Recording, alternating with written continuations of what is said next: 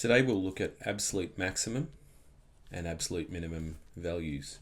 Now in the last lesson, what we looked at was different types of stationary points, and we call this the local minimum, we call this a local maximum. Recall that we call this one a stationary point of inflection if there's a zero gradient there, or a point of inflection if there's this kind of shape, but it doesn't go zero gradient at the point where it inflects. So you might have remembered in the lesson what I said was that the local min isn't necessarily the absolute minimum. So you can see here that the minimum of the function is basically to negative infinity. So the local minimum isn't in fact the absolute minimum. It's the same with the local maximum. It isn't in fact the absolute maximum. Okay, so today we'll just kind of look at that and make sure that, you know, our definitions are right for this. Okay, so this just reflects this idea. Local maximum or minimum values are often not the actual maximum or minimum values. Okay, so the actual minimum or maximum value a function can produce is called the absolute maximum, so the highest number to come out of it. And the actual minimum value of the function is the absolute minimum. Okay, so what's the lowest value or lowest y value the function can pump out? So the corresponding points on the graph of the function are not necessarily stationary points. So the kind of problem that's always assessed by VCAR are things like this. They give you a function and they say find the absolute maximum and minimum values. And what students do is when they see the word maximum and minimum, they immediately try to differentiate the function. They get f dash x and use calculus to find the stationary points, which are often local maximums and local minimums. So yeah, the only real way to do this is to sketch the graphs. Now, I'm not sure whether this is supposed to be done tech active or tech free, but let's just try it. Let's do tech free. Okay, so what we'll do is we will go f of, what is it, -1? -1 plus 3 take 2. F of -1 is -1 plus 3 take away 2 equals 0. Therefore, x plus 1 is a factor. All right, now what we'll do is we'll grab the x-intercepts, all right, because I want to know how it behaves around these two endpoints here. Like, are the endpoints the absolute minimum maximum? Is it a stationary point that's the absolute minimum maximum? I just don't know. So the only way I can do this is graphically. All right, so let's just factorize these things. So I've got x plus 1, and I'm just going to use the equating coefficients technique. You guys who are not familiar with that, just rewrite f of x as x cubed plus 0x squared, take away 3x, 3x take away 2, and just use your long division. X squared plus bx take away 2. Now the b value will be the value of the x terms, and it will equate to this value here. So the x terms created by doing 1 times b, which is b, and then -2 times x, which is -2, and that's got to be the same as -3. So b is -1. So f of x equals x plus 1 x squared take x take 2 2 1 x x negative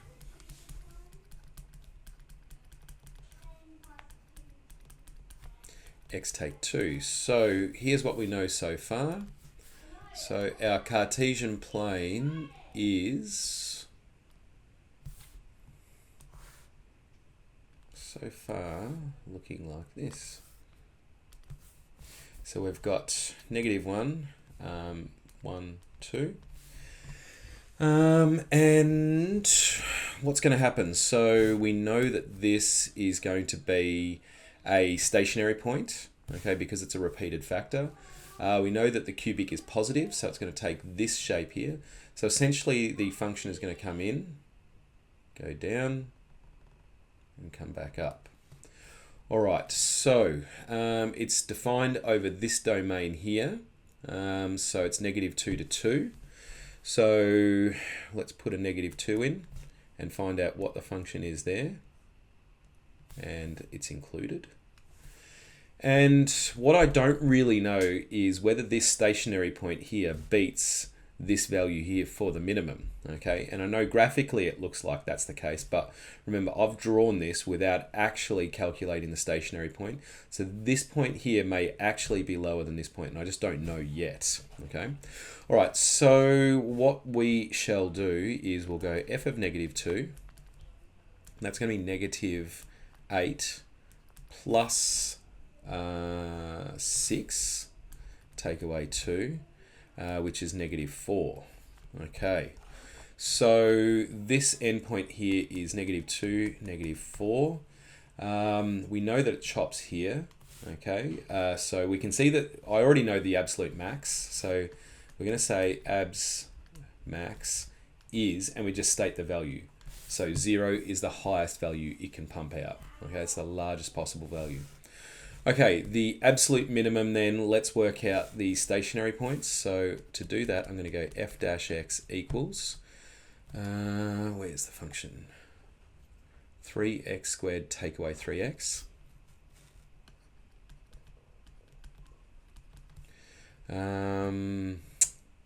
0 equals 3x squared take 3x. X squared equals 1, x equals plus or minus 1. So we can see there that we've got 1 there. I feel like we've done this graph already, but anyway, I'm going to finish it off. And 1 is going to be 1 take away 3 take away 2. So it's also at -4. Okay, so really the graph kind of comes up to here, goes down to -4, comes back up to there. So that would be a more appropriate graph. So let's get rid of this part here and note that, yeah, this turning point also just so happens to occur at +1, -4. So there we have it. So we can see here that the absolute minimum is -4. Now another way to do this on CAS is to define your function. X cubed take away 3x take away 2. And all you're going to do, actually we should define it over a domain where it's between, what was it, 0 less than or equal to x, -2 less than or equal to x, less than or equal to 2. And then all we do is we use the fmax and fmin command. And what that will do is basically just go, okay, what is the lowest value over the domain? What is the highest value over the domain? So we'll use fmax. So you find it in calculus. So calculus and function maximum. It wants a function. It wants the value for which the function is in terms of, or the variable, and it wants the lowest value to go hunting and the highest value to go hunting. So we actually didn't need to restrict the domain, but never mind. Okay, so we can see here that it occurs at either -1 or 2. Okay, so it's saying that the maximum value occurs at -1 or 2. And all we would do then is go, what was f of -1? It's 0. Or what was f of 2? It's 0. So we know that the maximum value is 0. And same goes for fmin. So calculus and fmin, go f of x, x, comma -2 to 2. And it should spit out 2 answers because we know that that value of -4 occurs twice. So we can ask it, what's its value at f -2? That's -4, or f of 1, which of course is also -4.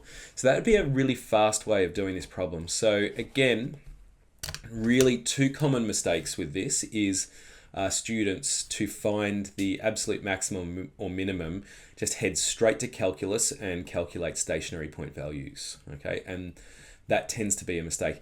The other thing students do is they just slam in the endpoints and assume that, like if they do f of -2 and f of 2, what they do basically is assume, say this one here comes out higher than this one, they just set up the interval with this being the lowest value, this being the highest value. So they just sub the endpoints in, but you've got to check what's going on in between. So that would be an important skill to do. So again, this needs to really be done graphically. Okay, so the relevant exercise is 10E for this one. So the next part of the lesson is just using some calculus to help us with maxima and minima problems. So typical engineering problem will be where we want to minimize something, for example, minimize cost or packaging materials, or maximize things, for example, sales, profit, volumes, areas, things like that. So in this case here, this first one is going to be a container is in the shape of a cuboid. So basically we've got this amount of metal to make a cuboid, and what we want to do is maximize the volume. So typically these graphs, when we graph them, will go up like this: volume with respect to the variable. And what's going to happen is, as we increase one of the dimensions, the volume will start to increase to a maximum point, and then of course we increase the dimension kind of too far and the volume actually starts to decrease at some point. So we're generally after this value here to maximize the function and therefore maximize the volume. Okay, all right, so they all work in a very typical way. So we've got this amount, so we've got this area of metal, and what we know is it's a cuboid, so it's going to look like this, and the length of the base is to be twice its width. So we'll go length of the base is 2x, width is x, and we've got h for height. Okay, so we know we've got a surface area of 48 meters squared to create the cuboid. So all I'm going to do is write the formula for TSA. All right, so I'm going to get the TSA of this. So TSA equals, so I've got 2x times x twice, 2 times 2x times x. So that's going to be the bottom and the top. We've got this side part here, which is going to be 2 lots of x times h. And then, so that's going to be this part and the part behind. And then what we've got the front and the back, which is going to be 2 times 2x times h. Yeah, that looks good. Okay, so we know that the total surface area that we have to play with is 48 meters cubed. So all we'll do now is go, okay, so this is going to be 4x squared. This is going to be 2xh. This is going to be plus, what's that? 4xh. Now that's going to be 48 equals 4x squared plus 6xh. So what I need to do is, when I want the volume, what I've got to do is write a volume function in terms of x only. So typically this dimension here, what we want to do is get it in terms of x, which is basically what it's asking us to do here, is get the volume in terms of x. All right, so we're going to go and say that this is 48 take away 4x squared over 6x equals h. All right, now let's simplify that up. So I'm just having a sneaky look at all times at what I'm trying to show.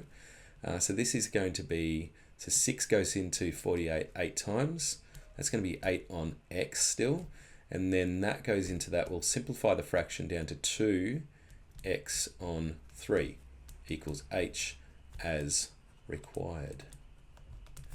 Okay, so I've done the show. Express the volume. Okay, so that's going to be fairly easy. So we'll write a volume function, which is v of x equals. Now our dimensions are 2x times x times the height that we just found out.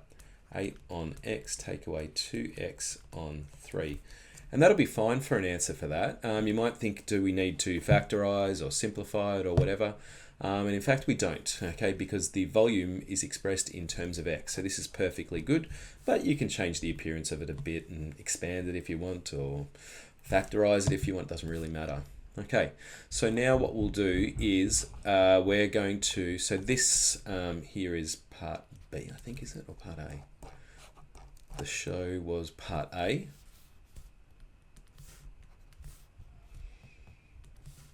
Okay, so part B was the volume function.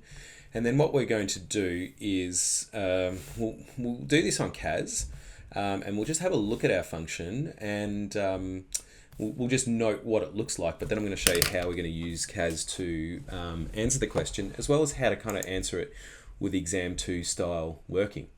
So let's go ahead and define f of x equals 2x times 8 on x, take away 2x on 3. Okay, so what we'll do is go control doc and graphs. Let's just have a sneaky look at f of x. So there it is there. So you can see here, the only part of the domain we're interested in here is between 0 and whatever this value here is, okay? But we're interested really in the highest possible volume, okay? So what we need is the stationary point. So it occurs somewhere up there, window settings. Let's pump that out to, I don't know, 1,000 and see if we can pick it up. Oh yeah, definitely picked it up. Okay, we'll retract that a bit, down to about 200. Okay, and even that's too much. So we can see here that the maximum value occurs there. So what we'll now do is we'll use some calculus to do this, right? And I'll show you some notation that we'll use just to make sure that we get full marks for this question. So what we'll do is we'll say that we're stationary point hunting by doing v dash x equals 0, right? And what we're basically saying in our answer to the question here is I'm basically trying to find 0 gradient points. Now calculus will produce this one and it will produce this one. So what we're going to do is limit our search. I want to find a stationary point that's basically where x is greater than 0. I mean, here we can even see it's greater than 1. You could put that down if you want.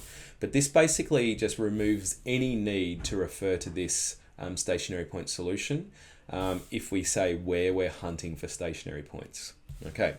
So that's going to be at x equals. Okay, so let's go back to here, and all I'll do is a shift minus for ddx, f of x, which gives us that.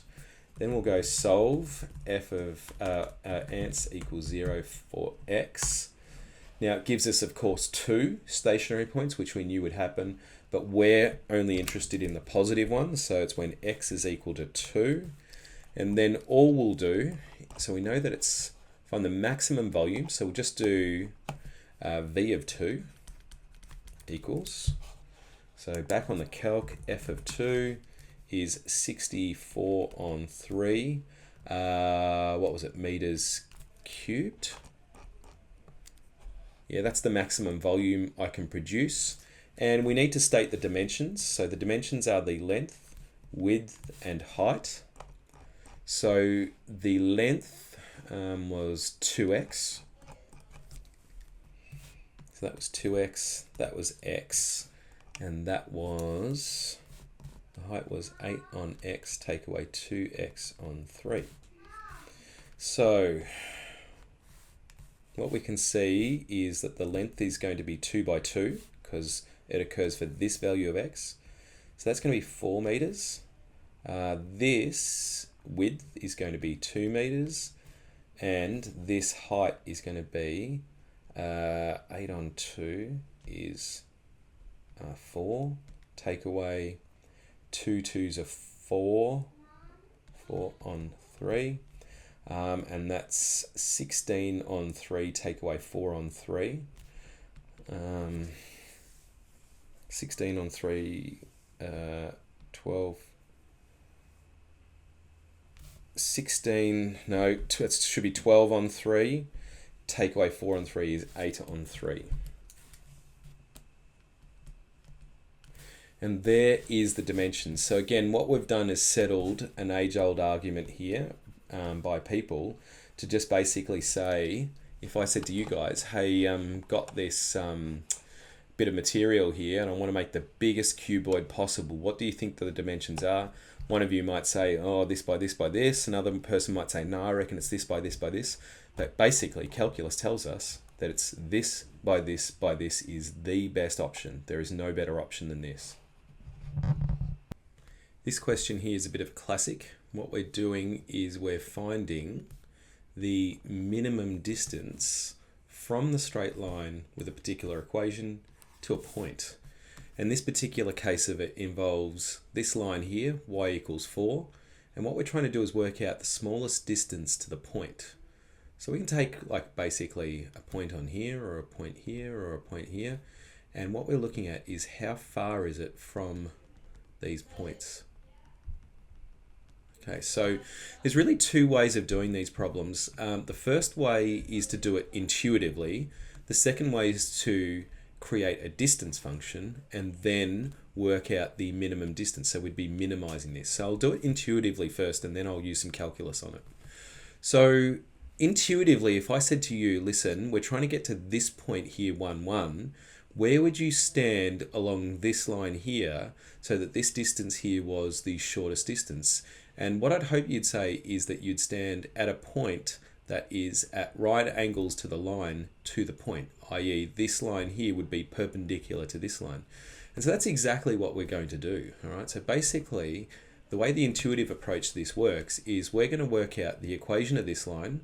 We know the equation of this line. Then we're going to let them equal each other to find the intersection point, and then use the distance formula. Okay, so I said a lot just then. Let's just chip away at this. So the first thing to note is that the gradient of this line, we'll call that m1, is equal to 1. That means that the gradient on the second line, this line here, is going to be negative 1. So the negative reciprocal of that. So then I know that the equation takes the form y equals negative x plus c. It's going to go through the point 1, 1 plus c equals 2. So the equation of the line is going to be negative x plus 2. That's this line here, y equals negative x plus 2. All right, so now what we're going to do is work out the intersection point, which looks to be 3, negative 1. So let's just solve it. Negative x plus 2 is the same as, or when is that the same as x take 4? It's negative 2x, negative 6, x equals 3. So when x is equal to 3, and it should be negative 1 for y.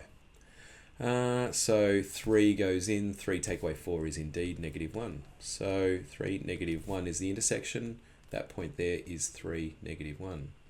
So really at this point in time, all we would do to find out the length of this line segment is to imagine it as a right angle triangle. I'll draw that in a different color maybe, so you can see it a bit better.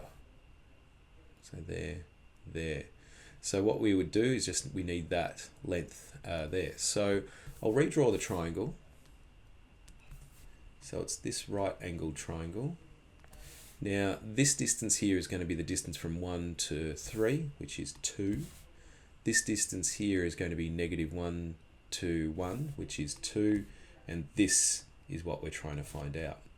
So I'm going to say that the distance is equal to the square root of, so just Pythagoras' theorem here, 2 squared plus 2 squared, which is root 8, which is 2 root 2 units. Right, so that's going to be the smallest possible distance. And basically, if you wanted to check that, any other distance along this line would be a longer distance than 2 root 2 units. All right, well, how would you do that with calculus? Okay, well, the way we're going to do it is similar to the way we did one of the problems in an earlier lesson, which is that we're going to say that the point that minimizes the distance from 1, 1 that's on this line is somewhere along the line. All right, so it's 1, 1 is one of the points. The other point is going to be somewhere along this line. And typically for these questions here, I just declare a value A somewhere along the line. Now the Y value at the point A is going to be A take away 4. Okay, so I just sub in A into this equation here. Right, now what we're going to do is develop a distance formula. So d of a equals. All right, so that's going to be the difference in the x values. So that's a take away 1 all squared, plus the difference in the y values, which is going to be a take away 4 take away 1 all squared. D of a equals a take 1 all squared plus a take 5 all squared. Now, what's essentially going to happen is that this, we're going to minimize the value, the distance. So we want to minimize this function. I think essentially what will happen is if you imagine this as like a parabola, what's going to happen is that we're going to get the distance versus values of a, and the distance is going to be smallest for a particular value of a. Now we know what that is already. We know it's going to be 3, all right? But let's pretend we didn't know, okay? So what I would need to do is get a derivative of this function here, okay? Now, what I might do is show you something graphically, Control Doc, and actually let's define the function. So let's go Control Doc and Calculator. Okay, define f of x equals, and what I'm going to do is define this square root function here. So I'm going to go Control root x take away 1 all squared plus x take away 5 all squared. All right, now I'm going to define a different function, g of x, but what I'm going to do is it's going to be the same as this function here, except without the square root sign. And there's a reason I'm doing this. So let's go to the graph screen. Okay, so add Control Doc, whoopsie, Control Doc and graphs. Let's graph f of x first. There it is there. So we can see straight away that the minimum value is 3. Okay, it occurs, the minimum occurs for this a value, 3. But what I'm going to do is graph g of x, which is the same as this, except it doesn't have the square root sign. All right, now what you'll note is that if I move up here, the minimum value is still 3, right? Now, what I'm going to do is I'm going to change this function d of a here. I'm going to write a new function, g of a equals a take 1 all squared plus a take 5 all squared. Now, why have I done this? Well, I want to get a derivative of g of a. I want to get a derivative of d of a, but this one is going to be so much easier to derive by hand without the square root sign over the top of it. And I know the smallest value will occur for the same value of a. So I'm really comfortable doing this, okay? And it's going to allow me to really do this problem by hand as opposed to probably needing CAS to do it. So I'm going to go g of a equals a squared take away 2a plus 1 plus a squared take away 10a plus 25. G of a equals 2a squared take away 12a plus 26. All right, so now I'm going to get g dash a for a take away 12. And I'm going to ask it when it has a 0 gradient. So basically, I'm just using calculus to get the value of a for which this minimum value occurs. 4a take away 12, and 12 equals 4a. Surprise, surprise, the a value is 3. All right, so that basically means that we're saying here that the value of a that makes this happen, that minimizes the distance, is going to be 3, -1. All right, which is what we found out intuitively. And then if you use this technique, then you would again just use Pythagoras' theorem to slam out the actual distance. So you would use a equals 3. You would put a equals 3 into the actual distance function, so this one. Okay, and we know that d of a, or rather d of 3, is going to equal 2√2. You can try that yourself. Okay, so need to make sure that although we got the minimum value at 3, we need to put it into the actual distance function. We can't put it into g of a. okay, because that's not the distance function. G of A is the one that we've used to help us to do a by hand derivative and solve, okay? So that's why we use that. Now, just for fun, you could try and derive D of A if you want, which would involve the chain rule, because that's going to be a quadratic under a square root, and you'll find that that will work out quite nicely. Just the maths is a little bit easier if we don't involve the square root. All right, this third problem is the classic cross-section of a drain type question.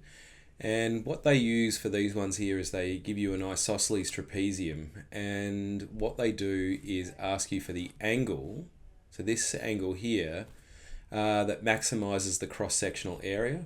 And what we want to do is find out what the area is for this particular drain. So hopefully you can imagine how this problem works. So they're saying basically we can create the drain by kind of grabbing these bits of metal off the side and folding them upwards like this to make our drain. But how far up would we go? What would be the best angle here? Okay, and you can see hopefully that what's going to happen is that we're going to get an area versus this angle here, theta. And if theta is really low, right, hopefully you can imagine that that's going to be kind of like out like that, which will create a pretty mediocre kind of trapezium with not much cross-sectional area. This would be the world's worst drain. So what's going to happen is that like the area as theta is low or 0 is going to be nothing, and it's going to increase, and then it will ultimately decrease as these values here get closer and closer. So as theta gets bigger, basically we're going to be smaller and smaller, and at 180 degrees we're going to be back to no area at all. Okay, so this is what's going to happen with the problem.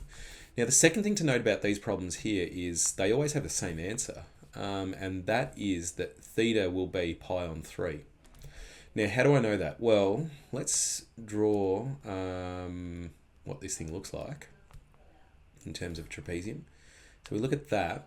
And one thing to note about a trapezium is if I draw this line here and this line here for an isosceles trapezium, what happens is we create 3 equilateral triangles. Okay, so we've got this one, and this one. All right, and it's going to be an equilateral triangle or 3 equilateral triangles that do give us the maximum area. And you can sort of have a bit of a think about that and why that's going to be the case perhaps. Now, what do we know about equilaterals? Well, we know that all of the angles are 60 degrees. So 60, 60 means that theta has to be 60 to maximize the area.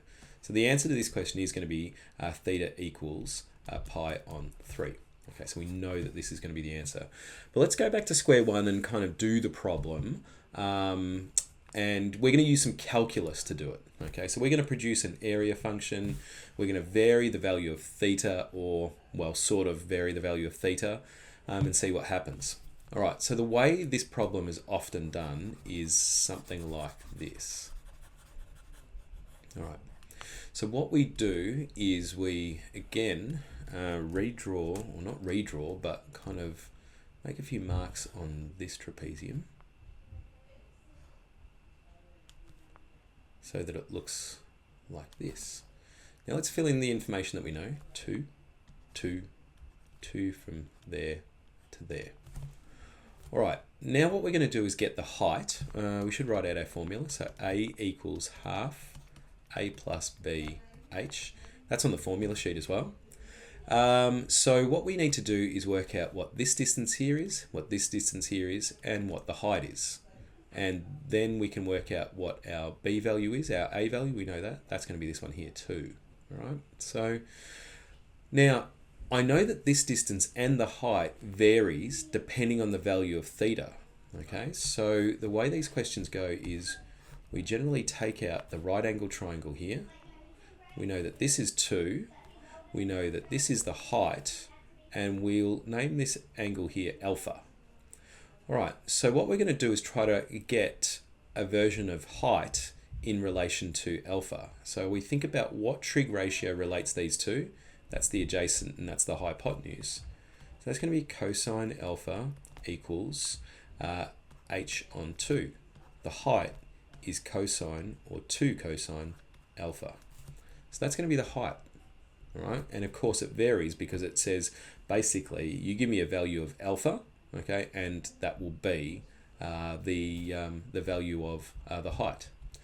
All right, we'll also get this distance here off this triangle, so we'll call this the opposite side. So this is going to be opposite over hypotenuse, so that's going to be sine of alpha equals opposite over 2, opposite equals 2 sine alpha. And believe it or not, we've got all the information we require to write our area function. So our area function is going to be a of alpha, half a value, which is 2, plus this distance here, 2, plus this and this. So 2 lots of whatever this distance is. That's 2 lots of this amount here. So that's going to be 2 times 2 sine alpha. That's 4 sine alpha. Then we're going to get the height. Okay, so the height is this one here, which is 2 cosine alpha. All right, so again, what that's going to look like, that'll look like a function that goes up and down, like so. And what we're looking for is the point in which it has a maximum. So the way we're going to do that is really just get a dash alpha equals 0. Now, because this is a trig function, really that function does continue on like this. So if we ask it when it's equal to 0, what it's going to do is provide a general solution.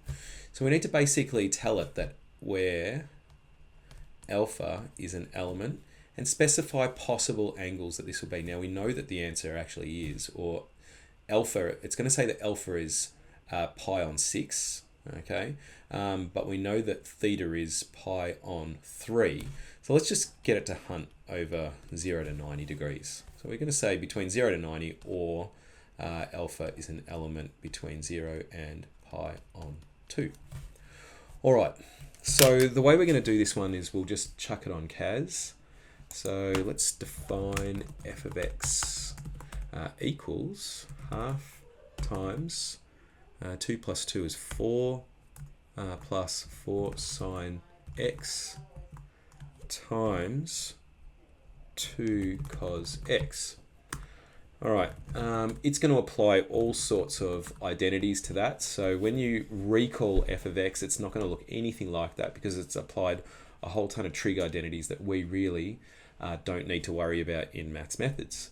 So let's get a derivative. So shift minus d dx f of x.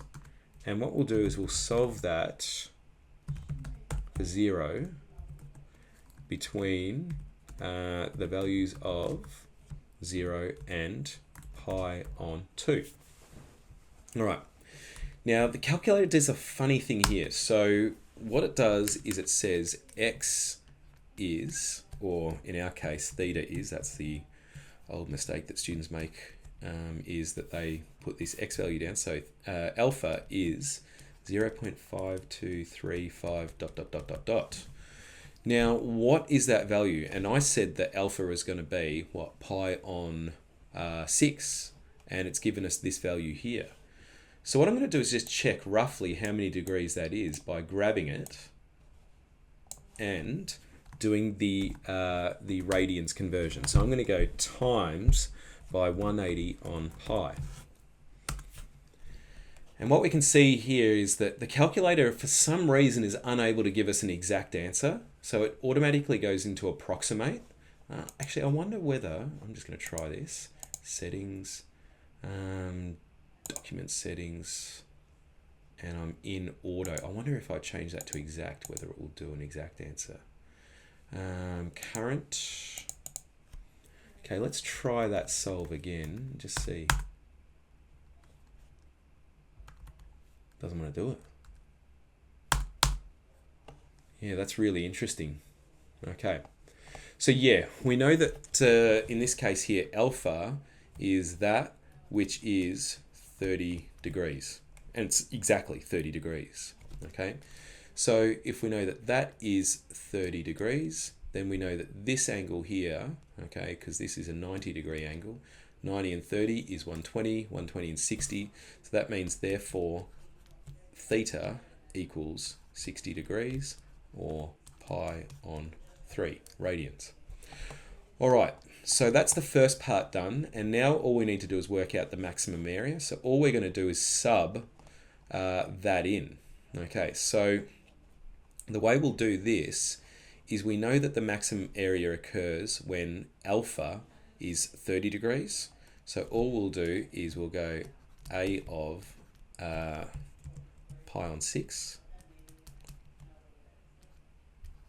So we're going to put 30 degrees in. So we'll go down here and go f of pi on 6. This should give us an exact value answer. It does. It's 3 root 3. And that is going to be meters. What is it? An area? Yeah. 3 root 3 meters cubed, meters squared. So what we've done is found the angle. So it's going to be 60 degrees or pi on 3. And the maximum area is 3 root 3. Okay, so there's the really quick way to do it, which is to know that it's going to be equilaterals. But the long way of doing it will have us going through all of this stuff here to find out that it's going to be 3 root 3. So there it is. And I think that is what I want you to do. Now, where is the homework? The homework is going to be down here. So I'll get you to do, I think it's 10F is the problems. So if you can do 10F, that would be great.